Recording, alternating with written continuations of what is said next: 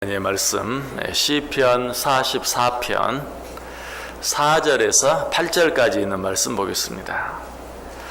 시편 44편 4절에서 8절까지입니다. 우리 다 같이 한 목소리로 읽습니다. 하나님이여, 주는 나의 왕이시니 야곱에게 구원을 베푸소서. 우리가 주를 의지하여 우리 대적을 누르고 우리를 치러 일어나는 자를 주의 이름으로 밟으리이다. 나는 내 활을 의지하지 아니할 것이라. 내 칼이 나를 구원하지 못하리이다. 오직 주께서 우리를 우리 원수들에게서 구원하시고 우리를 미워하는 자로 수치를 당하게 하셨나이다. 우리가 종일 하나님을 자랑하였나이다. 우리는 하나님의 이름에 영원히 감사하리이다. 아멘. 시인은 오늘 본문에서 하나님을 나의 왕이다 라고 고백하고 있어요. 오늘 본문이 그렇게 시작하죠. 하나님이여, 주는 나의 왕이시니. 이 고백의 의미가 무엇입니까? 왜 시인은 지금 그렇게 하고 있습니까? 시인은 지금 자기의 찬송을 받으시는 하나님이 이 세상 모든 만물을 마음대로 다스리시고 통치하시는 전능하신 왕이다라는 사실을 다시 한번 확인하고 있는 것이, 내가 믿는 하나님, 당신은 이 세상에 있는 모든 것 가운데 마음대로 하지 못하실 것이 하나도 없습니다. 당신께서 원하시면 모든 것을 할 수 있습니다 라고 고백하고 있는 것이, 이 사실이 언제 잘 나타났습니까? 바벨론 제국의 왕이었던 느부갓네살 왕이 다니엘을 사자 굴에 집어 던져 넣었을 때 하나님께서 어떻게 하셨죠? 그 사자의 입을 봉하셔서 다니엘이 죽지 아니하도록, 그 사자가 다니엘을 해치지 못하도록 지켜주셨죠.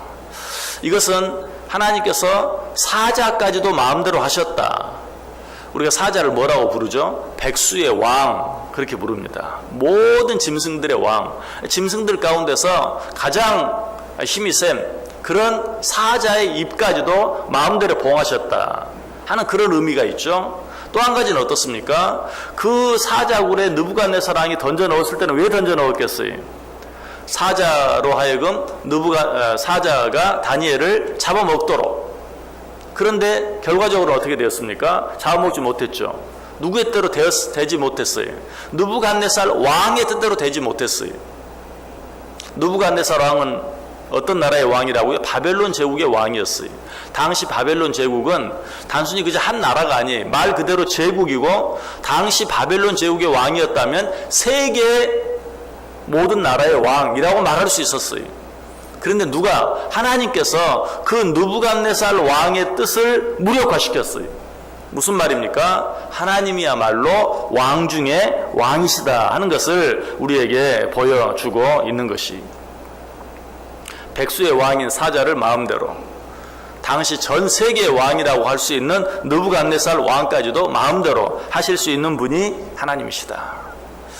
그런데 더 재미있는 것은, 우리 하나님은 이렇게 이 세계의 왕이라고 할 수 있는 느부갓네살 왕이나 백수의 왕이라고 할 수 있는 사자의 입만을 봉하시는 것이 아니라 미물이라고 할 수 있는 파리, 이, 개구리, 메뚜기 이런 것까지도 마음대로 하시는 분이, 어디에 그 사실이 나타나 있죠? 10가지 재앙 속에 하나님께서 이스라엘 백성들을 애굽에서 출애굽시키실 때 내리셨던 그 10가지 재앙 속에 보면 파리나 이나 개구리나 이런 것까지도 마음대로 다스리시고 조정하시는, 움직이시는 그런 하나님의 모습을 보죠. 여러분, 아까 백수의 왕, 사자까지도 마음대로 하신다. 그건 좀 어울리기라도 하지만, 파리를 마음대로 하신다, 이를 마음대로 하신다, 개구리를 마음대로 하신다 하면 좀 우습게 들리잖아요. 그런 것까지 얘기를 하십니까? 그런데 가만 한번 생각해 보세요.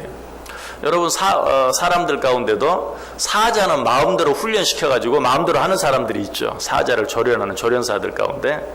그런데 여러분, 파리를 훈련시켜가지고 마음대로 하게 하는 사람 본 적 있습니까? 그런 사람은 없죠. 저는 아직 못 봤어요. 그리고 상식적으로 생각을 해보아도 사자를 훈련시키는 것보다 파리를 훈련시키는 게 훨씬 어려울 것 같아요. 아니, 불가능할 것 같아요. 그런 하나님은 그 파리까지도, 이까지도, 개구리까지도 마음대로 다스리시고 주장하시고 뜻대로 움직이셨다. 자, 뭐 팔이 이해하니까 여러분 그런 것들은 그래도 어때요? 생명이 있어요.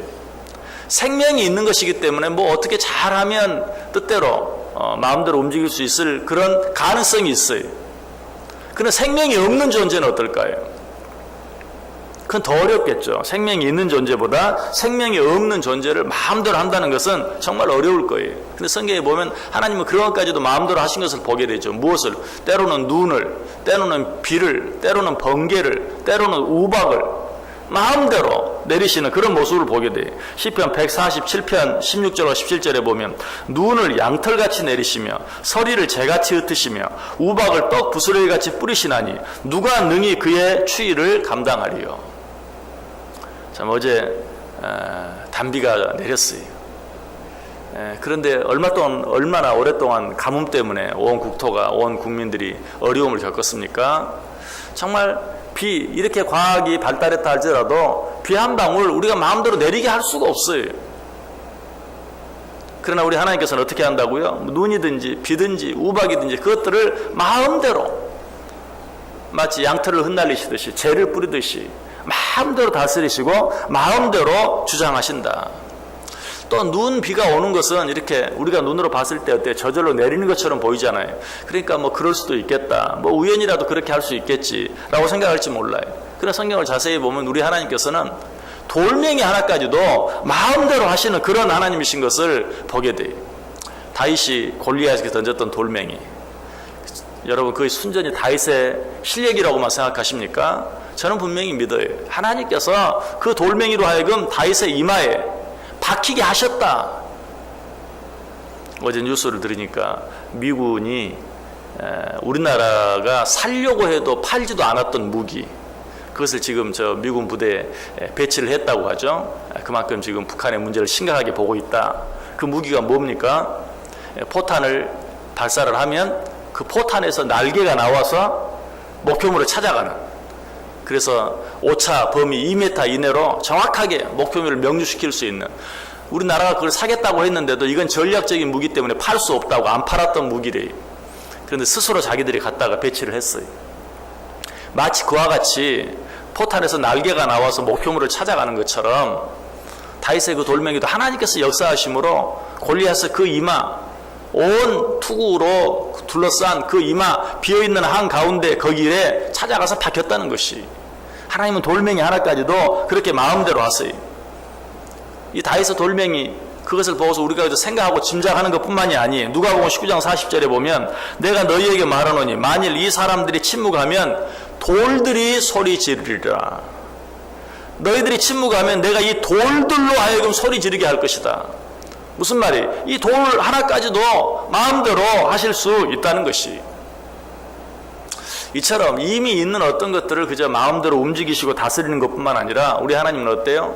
생명이 없는 것에 생명을 주시기도 하시고 생명이 있는 것을 살리기도 하시고 죽이기도 하시는 그런 권세가 하나님께 있죠. 에스골 골짜기에 마른 뼈들 보세요.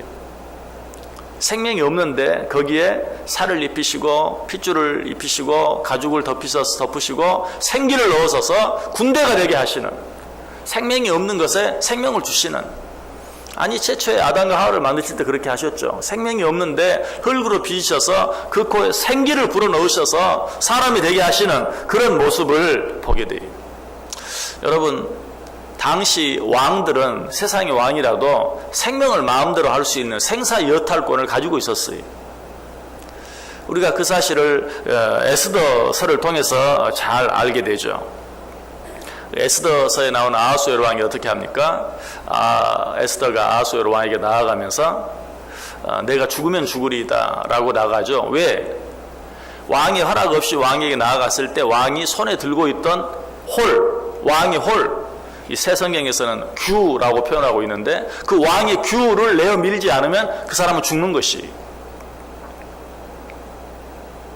다행히 내어 밀면 사는 것이. 근데 에스더가 아하수에로 왕 앞에 나아갔을 때 어때요? 이 아하수에로 왕이 금규를 내어 밀어 주었어요. 그래서 산 거예요. 또 여러분 영화를 보시면 어떻습니까? 옛날 황제들, 왕들이 그냥 그 콜로세움 같은 그런 검투장에서 싸움에 진 사람을 향해서 손가락 하나를 높이 들었다가 아래로 그냥 내리기만 하면 죽는 거예요. 위를 향하면 사는 거예요. 왕에게는 이처럼 생사여탈권이 있었어요. 근데 오늘 시인이 하나님을 나의 왕이라고 말하는 것은 바로 내 생명까지도 마음대로 다스리시는, 아니 세상 모든 인간들의 생명까지도 마음대로 다스리시고 주장하시는 그 권세가 당신께 있습니다 라고 고백하고 있는 것이, 결국 이런 모든 고백들을 통해서 우리가 알 수 있는 것 한 가지는 뭐예요? 하나님께서 우리의 모든 것들을 마음대로 다스리시고 주장하시고, 하나님께서 원하시는 일은 무엇이든지 하실 수 있고, 하나님께서 원하신다면 내가 가진 문제가 무엇이든지 해결하지 못하고 풀지 못하실 일이 하나도 없다는 것을 고백하고 있는 것이, 당신은 나의 왕이시니다. 하나님, 당신은 나의 왕이십니다. 하나님, 당신은 원하시기만 하시면 내가 지금 처해 있는 문제가 무엇이든지, 내가 가지고 있는 어려움이 무엇이든지 당신 마음대로 하실 수 있는 분이신 것을 내가 믿습니다 라고 고백하고 있는 것이. 자, 그렇다면 이 하나님을 믿는 우리가 어떻게 살아야 될까요? 여러분, 우리가 믿는 하나님이 우리의 왕 되심을 믿으십니까? 그렇다면 어떻게 해야 되겠어요? 왕의 의미가 뭐라고요? 모든 일을 마음대로 하실 수 있는, 생명까지도 마음대로 하실 수 있는, 그렇다면 우리가 어떻게 해야 되겠어요? 나에게 어떤 문제가 있든지, 나에게 어떤 어려움이 있든지 그 모든 것들을 하나님께 맡기고 온전히 하나님만 의지할 수 있어야죠. 그것이 바로 하나님을 나의 왕이라고 믿는 것이. 오늘 시인은 그렇게 하고 있어요. 입으로만 그저 하나님, 당신은 내 주, 내 왕이십니다 라고 고백하는 것을 끝나지 아니하고 그 하나님만을 온전히 의지하고 있어요. 그 하나님께 모든 것을 맡기고 있어요. 자, 5절 이하의 말씀 보세요. 우리가 주를 의지하여 우리 대적을 누르고 우리를 치러 일어나는 자를 주의 이름으로 밟으리이다. 나는 내 활을 의지하지 아니할 것이라. 내 칼이 나를 구원하지 못하리이다. 오직 주께서 우리를 우리 원수들에게서 구원하시고 우리를 미워하는 자로 수치를 당하게 하셨나이다. 다시 한마디 덧붙인다면 당신은 나의 왕이십니다. 왕이신 당신께서는 이 모든 것들을 내 힘으로는 도무지 감당할 수 없는 적들까지도 마음대로 하실 수 있습니다. 그러므로 나는 내 칼도 의지하지 아니하고 내 활도 의지하지 아니하고 오직 왕이신 당신 내 하나님만을 의지하겠나이다 라고 고백하고 있는 것이. 뿐만 아니라 우리의 왕 되신 하나님은 이 세상의 왕과는 다른 것이 있죠. 세상의 왕이 생사여탈권을 가지고 있다고는 하나, 그러나 세상의 왕은 어때요? 그 권세가 언제까지 갈지 아무도 보장을 못해요. 권불 10년. 우리는 지금 그 사실을 가장 실감나게 눈으로 보고 있잖아요. 한 나라를 다스리던 대통령이 감옥에서 갇혀 있을 수밖에 없고 재판을 받을 수밖에 없는, 제 아무리 큰 권력을 가지고 있다 할지라도 언제 어떻게 될지 알 수 없어요. 그래서 정치인들이 가장 신경을 쓰는 것이 뭡니까? 어느 줄에 서야 할 것인가? 어느 줄에 서야 내가 조금이라도 더 길게 갈 것인가? 왜? 지금은 정말 나는 팔이라도까지도 떨어뜨릴 수 있는, 나는 새까지도 떨어뜨릴 수 있는 그런 권세를 가진 자라 할지라도 언제 그 권세가 끝이 날지 알지 못하기 때문에. 그러나 우리 하나님은 어때요? 우리 하나님은 어떻습니까? 그 권세가 영원 무궁해요. 성경은 우리에게 그렇게 이야기합니다. 이스라엘을 지키시는 이는 졸지도 아니하시고 주무시지도 아니하시리로다. 이스라엘을 지키시는 이는 졸지도 아니하시고 주무시지도 아니하시리로다. 우리 하나님께서는 항상 내가 언제 어디에 있든지 나와 함께 하시고 나를 지켜주시고 도와주시는 것이 시편 139편 9절 이하에도 말해요. 내가 주의 영을 떠나 어디로 가며 주의 앞에서 어디로 피하리이까? 내가 하늘에 올라갈지라도 거기 계시며 수월에 내 자리를 펼지라도 거기 계시나이다. 내가 새벽 날개를 치며 바다 끝에 가서 거주할지라도 거기서도 주의 손이 나를 인도하시며 주의 오른손이 나를 붙드시리이다. 이처럼 하나님께서는 언제 어느 때라도 시간과 공간을 초월하셔서 영원토록 우리의 왕이 되어주시는 분이에요. 그래서 성경 다른 곳에 또 뭐라고 말해요? 주의 연대가 무궁하리이다. 이 하나님께서 우리의 왕이 되어주신다면 우리는 아무것도 두려워할 것이 없어요. 아무것도 염려할 것이 없어요. 세상 왕들은 다 어떻습니까? 그 왕의 시기 동안 자기의 어떤 연호를 사용하죠. 뭐 우리나라 왕도 무슨 왕 몇 년, 무슨 왕 몇 년. 여러분 그것을 보세요. 몇 년 지나면 끝이 나고 말아요. 그러나 주의 연대는 그렇지 않아요. 주의 연대는 영원 무궁해요. 그 하나님이 나의 왕이신 것을 믿고 그 하나님께 나의 모든 것을 맡길 수만 있다면 그 하나님이 나와 함께 해주세요. 오늘 시인은 그 사실을 알았기에 나는 세상에 그 어떤 것도 의지하지 아니합니다. 칼도 의지하지 아니하고 활도 의지하지 아니하고 어떤 사람도 의지하지 아니합니다. 오직 나의 왕이신 하나님만 의지합니다. 이 고백이 저와 여러분의 고백이 되어서 오늘 하루 우리가 살아가는데 또 우리의 인생 전체를 살아가는데 하나님 당신은 내 왕이십니다. 하나님 당신이 이 천지의 왕이신 것을 내가 믿습니다. 내게 어떤 문제가 있든지 그 문제를 다 하나님께 맡기고 의지하고 세상의 어떤 힘, 세상의 어떤 사람의 힘, 아니 나 자신의 힘, 그 어떤 것도 의지하지 아니하고 하나님께 맡길 때 주님께서 나의 왕 되어주셔서 내 삶을 온전히 다스려 주시고 주장해 주시고 또 내가 가진 어떤 문제까지라도 하나님의 뜻 안에서 하나님이 원하시는 때에 가장 아름답게 해결해 주시고 합력하여 선을 이루게 하시고 변화의 축복이 되게 하시는 그 은혜를 이 하루도 풍성히 누리며 살아가는 저 여러분 꼭 되실 수 있기를 주님의 이름으로 간절히 축원합니다. 기도하겠습니다. 사랑과 은혜가